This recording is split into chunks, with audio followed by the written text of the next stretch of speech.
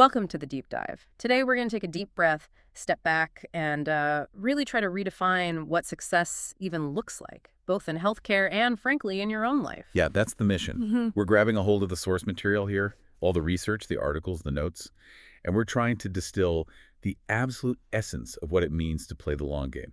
And this isn't just about, tacking on more years to the calendar. It's about something fundamentally different. It's about maximizing health span. Exactly. Yeah. Health span. The amount of time you spend in robust, physical, and just as importantly, cognitive function. It's a critical distinction. It is. We're looking at a huge paradigm shift, a move from what we're calling medicine 2.0, which is reactive. It waits for the problem to something proactive, strategic.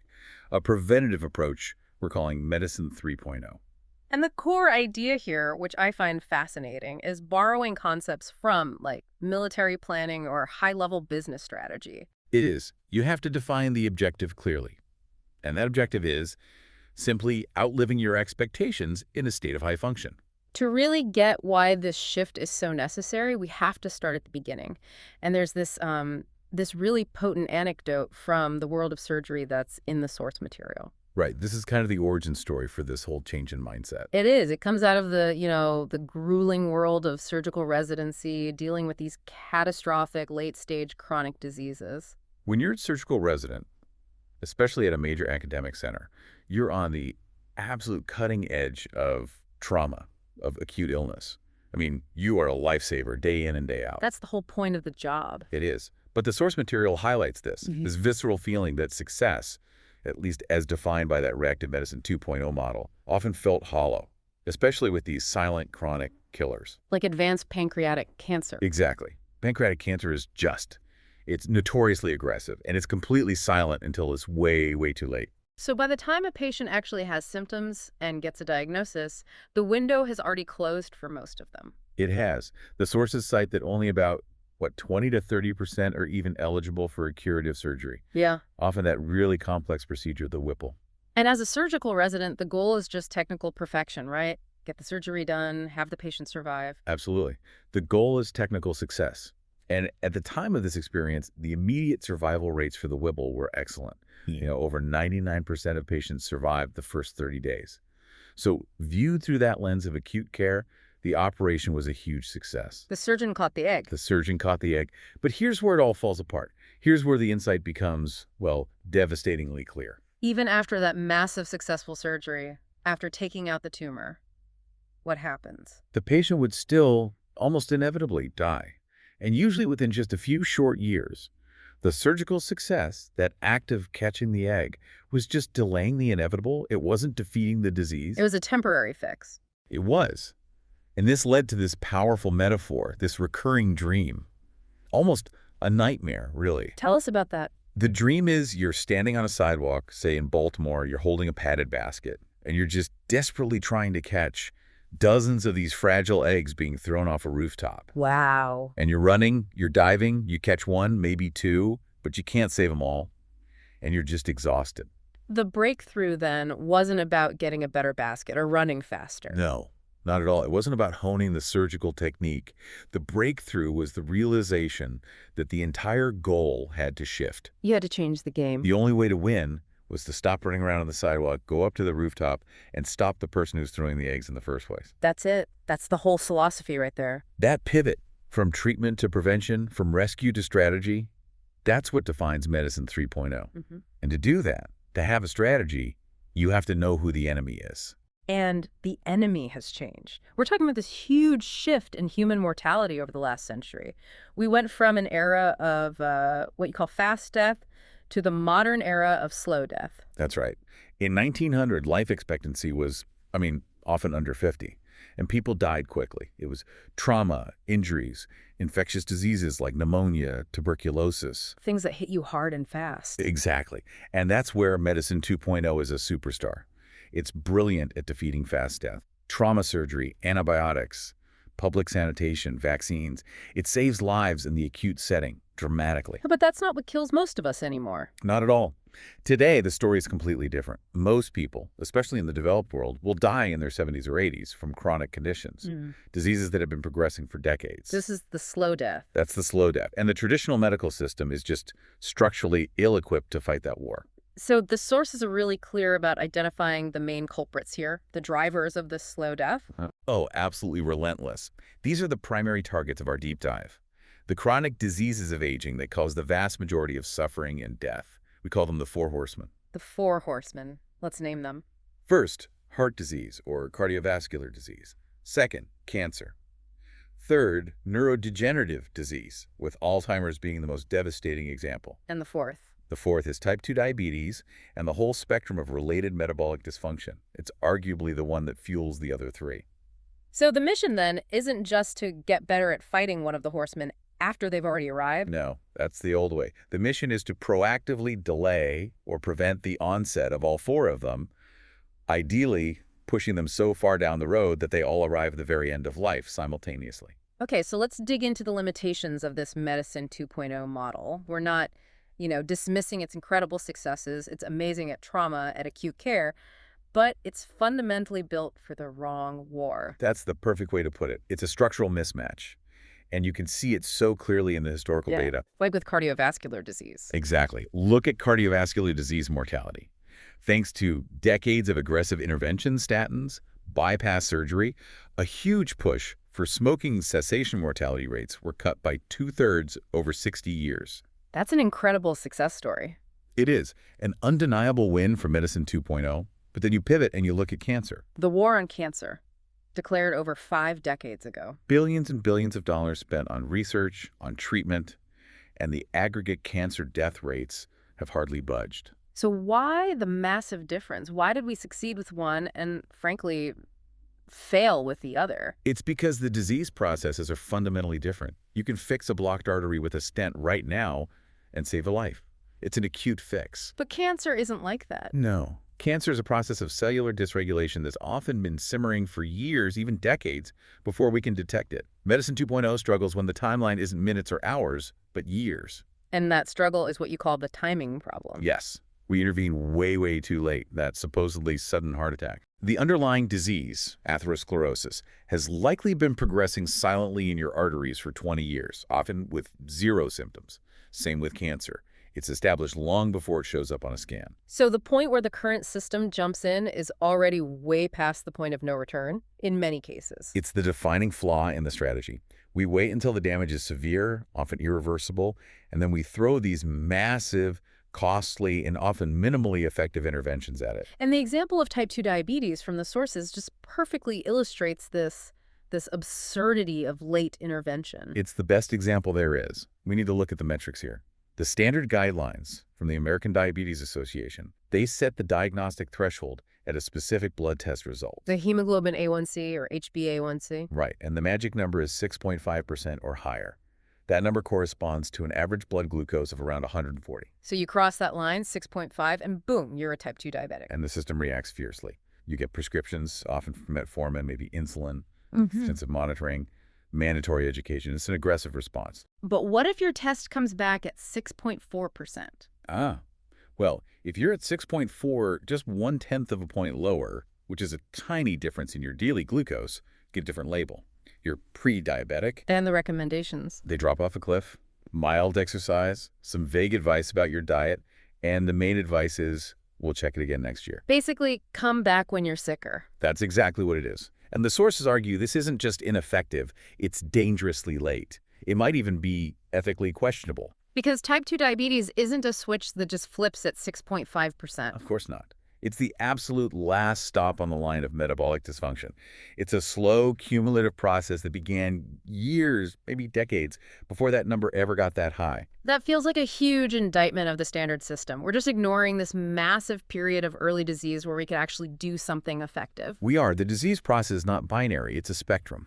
When you really dig into the data, the process of insulin resistance, of hyperinsulinemia, the real drivers, that starts when your HbA1c might still be in the low 5s. So waiting for the official diagnosis is like Waiting for the house to be fully engulfed in flames before you call the fire department. Exactly. It's waiting for the first floor to flood before you admit the roof is leaking. Which brings us to the core principles, the requirements of Medicine 3.0. It's not just a new drug, it's a whole new philosophy. It is a commitment to being proactive. It's that old JFK quote, which we need to take literally. The time to repair the roof is when the sun is shining. And this philosophy is built on a few key pillars. Four crucial pillars. The first, as you said, is this deep commitment to prevention over treatment. That's the rooftop mission. Don't wait for the storm. Study the meteorology so you can avoid the storm entirely. Go upstream. Always go upstream. The second is a shift toward individualized care. Medicine 2.0 is very evidence-based, which sounds good. It sounds great. But what it means in practice is that doctors take the average result from a huge clinical trial and apply it rigidly to every single patient. The problem is, no one is average. We're all outliers in some way. We are. So Medicine 3.0 moves toward being evidence-informed. We take those population averages, sure, but then we analyze how you are different. Your genetics, your lifestyle, your specific biomarkers. We tailor the intervention. The third pillar involves a new way of thinking about risk, a new risk assessment. Yes, the old simplified version of first do no harm often leads to paralysis. Doctors avoid any immediate visible risk, even if that inaction guarantees catastrophic long-term harm. And the trauma case in the source material is just a chilling example of this. It is. A 17-year-old stabbing victim. Fluid is building up around his heart, a cardiac tamponade. He's dying. The safest procedure, the textbook procedure, is to rush him to a sterile operating room. Right, for a formal sternotomy. But that would take minutes he doesn't have. He would die waiting for the safe option. So the decision was to do something immediately risky. It was. To perform an incision right there in the chaos of the ER, in immediate, messy, risky chest surgery. It involves immediate visible harm, but it's what saves his life. Because the biggest risk was doing nothing. Exactly. The biggest risk is often the high risk of inaction. Medicine 3.0 requires that we analyze and work with calculated risks, understanding that avoiding a small harm now can lead to a profound harm later. Which flows right into the final and maybe most important pillar, a focus on health span over lifespan. This is the ultimate goal. Longevity means nothing if it's decades spent sick and dependent. The goal isn't just to survive to 95. It's not the myth of Tithonus who asked for eternal life but forgot to ask for eternal youth. Perfect analogy. The objective is the quality of those years, the period where you maintain high function, you're independent, you're free from catastrophic decline.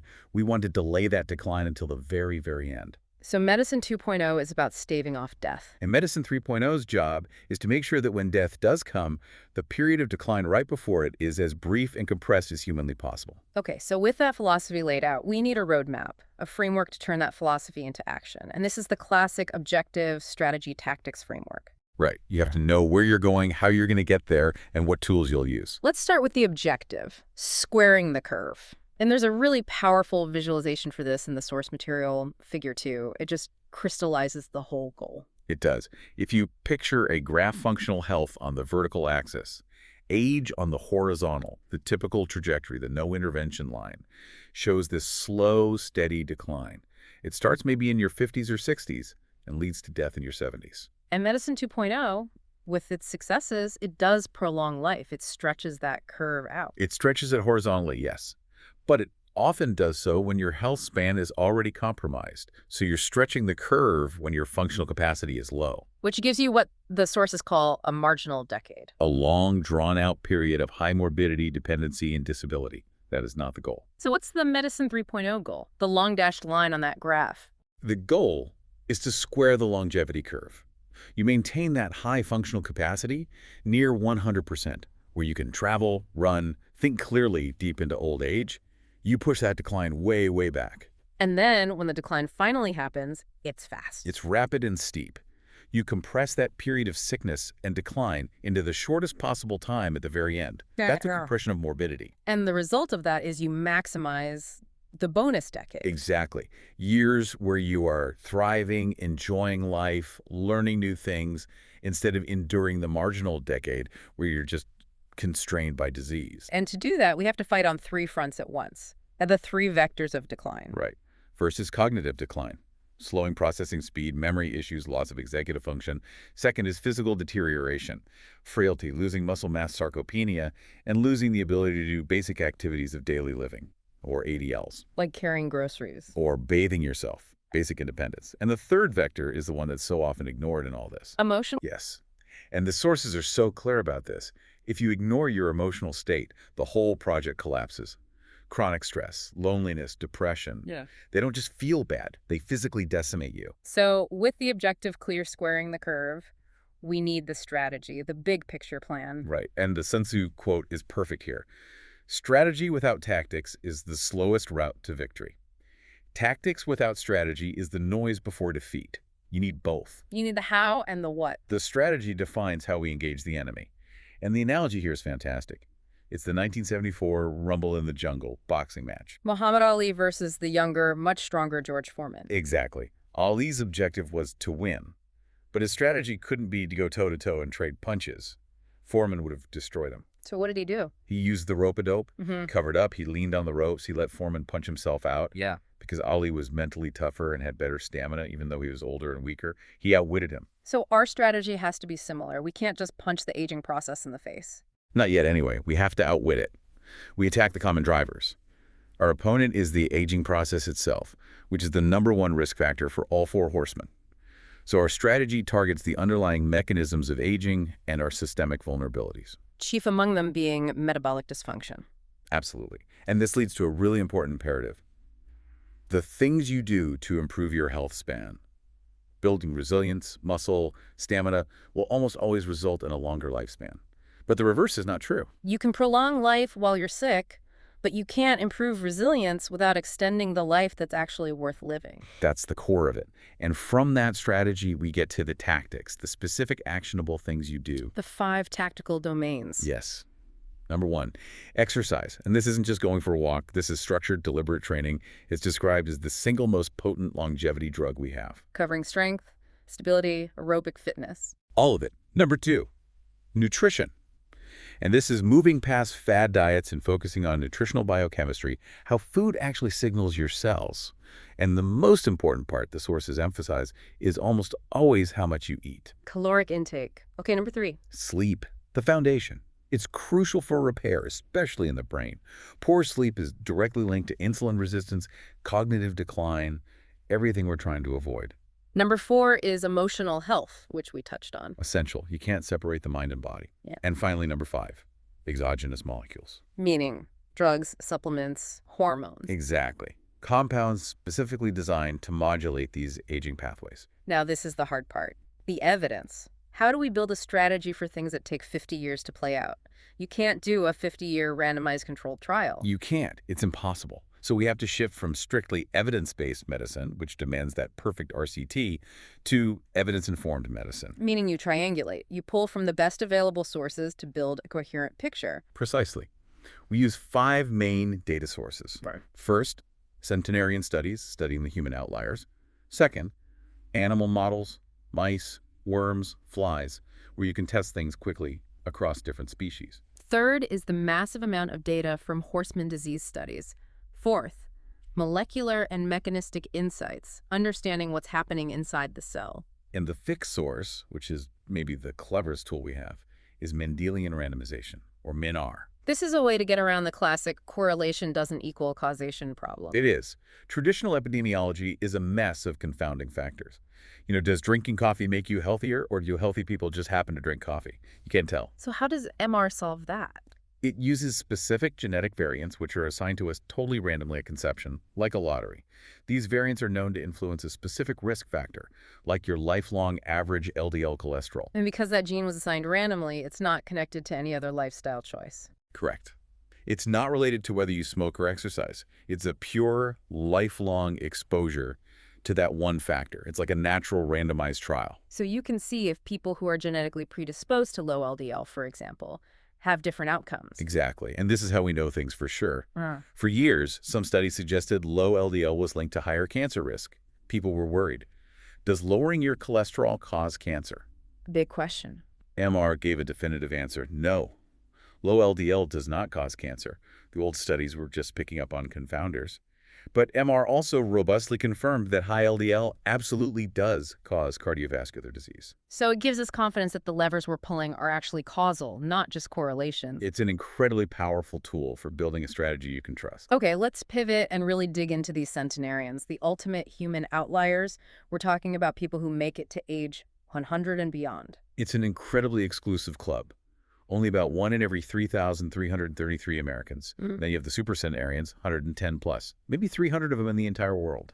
They just rewrite the rule book on aging, but their stories can be so confusing. You hear about Richard Overton living to 112 with a daily cigar and a shot of bourbon. Or Jean Calment in France, who smoked until she was 117. Right. So it's so tempting to look at that and say, great, the secret is bacon and bourbon, I can skip the gym. It's a very tempting conclusion. It gives us all permission to be lazy.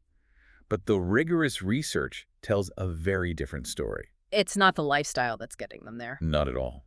Studies, especially on large cohorts like the Ashkenazi Jewish centenarians, confirm their extreme longevity is achieved despite these behaviors, not because of them. They have unique genes. They have unique longevity genes that provide such a powerful biological defense that they can survive things that would kill the average person decades earlier. But the real lesson we can learn from them, even if we don't have those genes, is this idea of compression of morbidity. That's the key takeaway. They don't just live longer.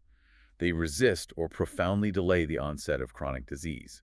They are biologically younger for almost their entire lives. And the data on this is just shocking. It's incredible. For the general population, the point where 1 in 5 people gets a cancer diagnosis is around age 72. For centenarians, that same threshold isn't reached until age 100. That's a 28-year delay. That's an entire adult lifetime. It's the difference between decades of suffering and decades of thriving. And the same pattern holds true for heart disease, stroke, dementia.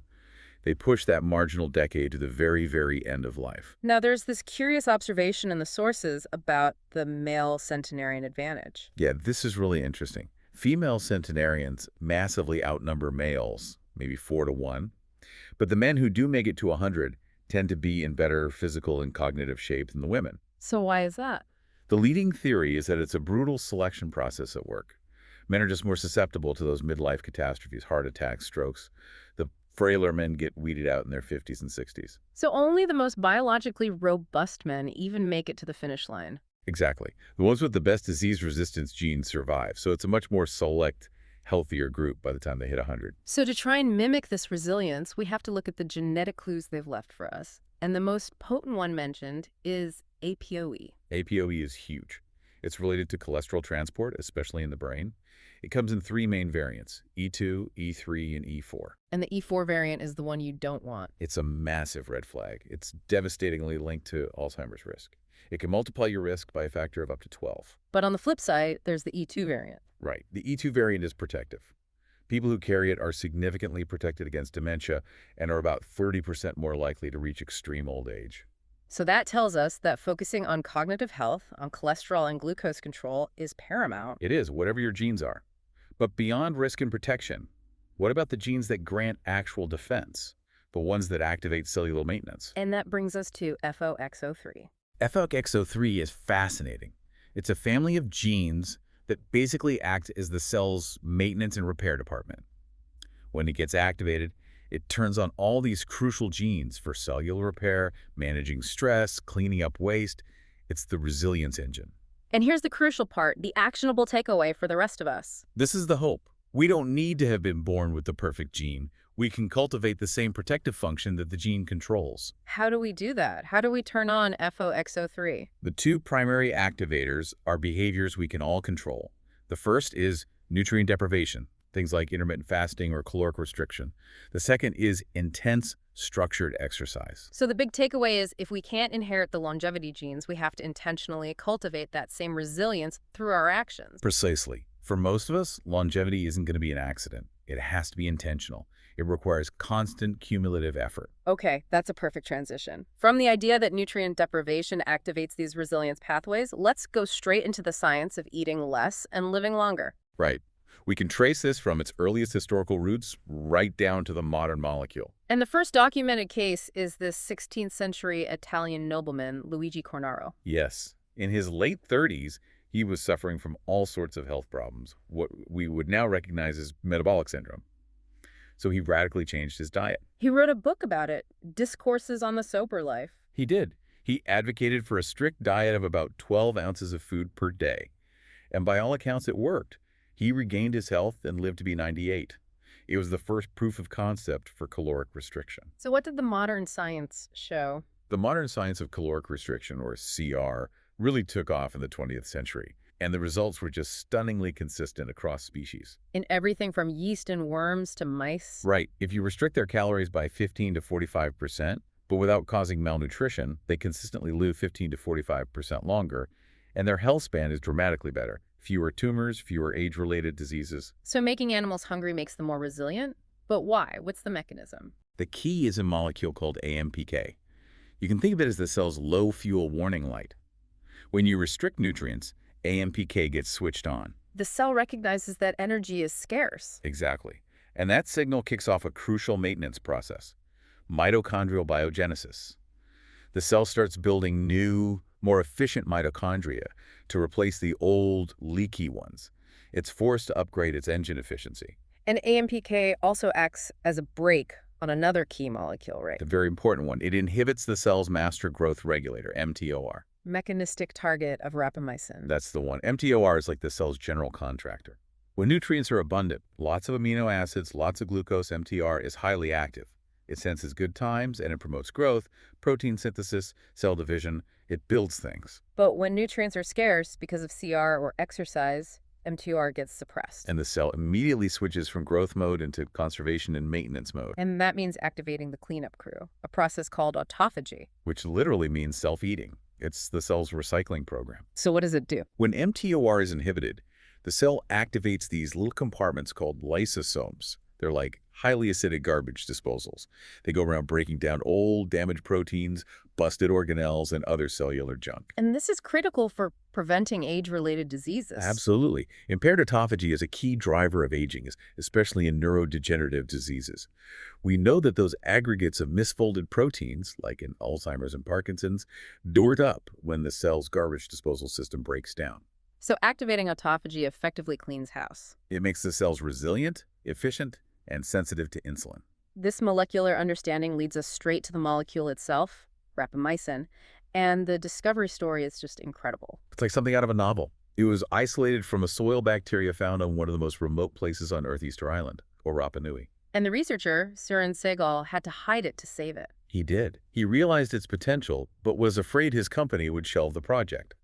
So he famously took samples home, put them in a jar marked "Do Not Eat," and hid it in his freezer for years. And that one jar from that one island became one of the most important molecules in longevity research. It did. Its first use was as an immune suppressant for transplant patients. But we now know why it works. It's a direct, potent inhibitor of MTOR. And in 2009, the landmark studies came out. Yes, in Nature. They showed that rapamycin was the first molecule ever to extend the maximum lifespan in a mammal, in mice. And it worked even when they started the treatment late in life. That's the staggering part. They gave it to mice that were already the equivalent of a 60-year-old human. And it still prolonged their remaining life expectancy by 28 to 38%. Yeah. The implications are just enormous. So how do we translate this for human use? The dosing seems to be the tricky part. It is. We have to understand that MTOR exists in two forms, two complexes, MTORC1 and MTORC2. And the daily high doses used in transplant patients, they inhibit both. Right, which causes the problematic side effects like immunosuppression. MTORC1 is the growth pathway we want to inhibit sometimes to get that autophagy benefit. MTORC2 is involved in other processes. So the new strategy is not to block it all the time. No. The strategic approach is cyclical dosing. You take a dose, then you have a rest period. This seems to preferentially inhibit MTORC1, letting the cell clean up, but it avoids the chronic inhibition of MTORC2. So it actually becomes an immune modulator, not a suppressant. It can, yes. Yeah. It seems to enhance resilience over time. And this research is moving forward with things like the dog aging project. Right, testing it in companion dogs as a proxy for humans. Yes, results are expected around 2026. And the early findings are already promising. But it highlights that fundamental hurdle we talked about. Medicine 2.0 doesn't recognize slowing aging as a legitimate endpoint for a drug trial. You have to find a proxy, like preventing a specific disease. Exactly. We're trying to push a brand new objective into a very old system that was designed to treat acute illness, not to keep healthy people healthy for longer. Let's shift now to what the source material calls the most urgent, actionable threat that's fueling all the horsemen at once: metabolic dysfunction. And this is a direct result of the modern crisis of caloric abundance. And we're back to another powerful surgical anecdote. The moment of discovery, in a sense, of non-alcoholic fatty liver disease, or NAFL. This was the resident in the operating room, completely confused. He was. He saw a liver that was mottled, orange, enlarged, packed with fat, the classic textbook sign of a liver from a chronic alcoholic.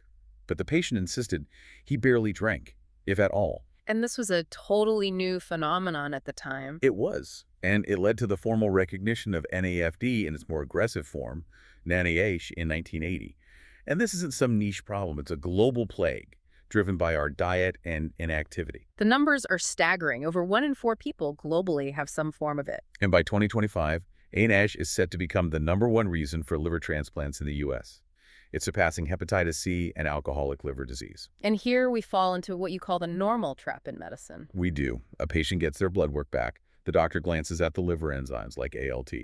If the number is within the very broad normal range on the lab report, they're told everything is fine. But that normal range is based on the average person today. And the average person in 2024 is increasingly metabolically unhealthy.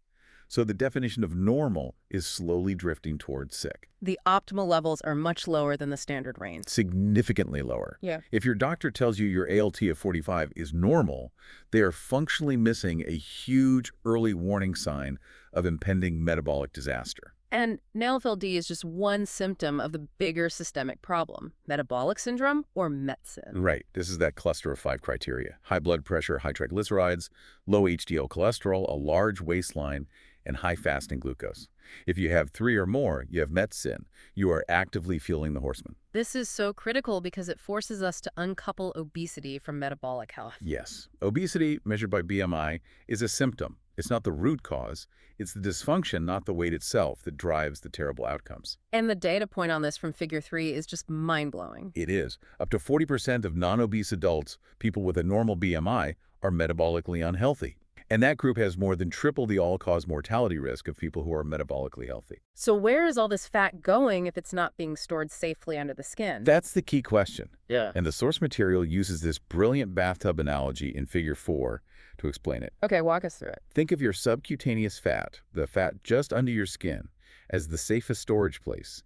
That's the bathtub. As long as you keep the faucet running with excess calories, the bathtub fills up. Right. But everyone's bathtub is a different size. Your genetic fat storage capacity varies.